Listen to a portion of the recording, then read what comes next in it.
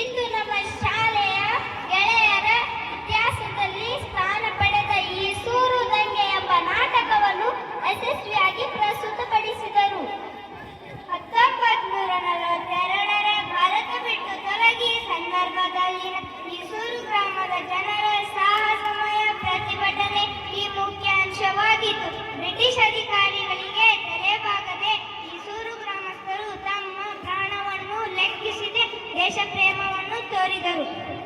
ನಮ್ಮ ಗೆಳೆಯರ ಅತ್ಯಂತ ಭಾವಪೂರ್ಣವಾಗಿ ಅವರ ಪಾತ್ರಗಳನ್ನು ನಿರ್ವಹಿಸಿದರು. ದೇಶವನ್ನು ಈ ನಾಟಕ ಸ್ಪಷ್ಟಪಡಿಸಿತ್ತು. ಈ ಸೂರು ನಟರ ಪಾತ್ರ ವಹಿಸುವುದು ನಮಗೆ ಗೌರವದ ವಿಷಯ.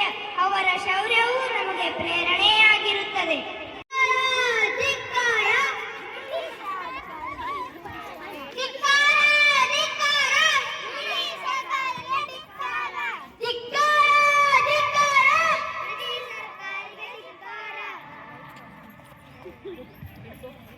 ಧಿಕ್ಕಾರ ಧಿಕ್ಕಾರ, ಬ್ರಿಟಿಷ್ ಸರ್ಕಾರಕ್ಕೆ ಧಿಕ್ಕಾರ.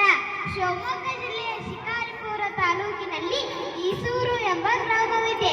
ಆ ಗ್ರಾಮದಲ್ಲಿ ಬ್ರಿಟಿಷರ ವಿರುದ್ಧ ಬಂಡಾಯ ಎಬ್ಬಿಸಿದ ಮೊದಲ ಭಾಗವನ್ನು ಅಭಿನಯಿಸುತ್ತಿದ್ದೇವೆ.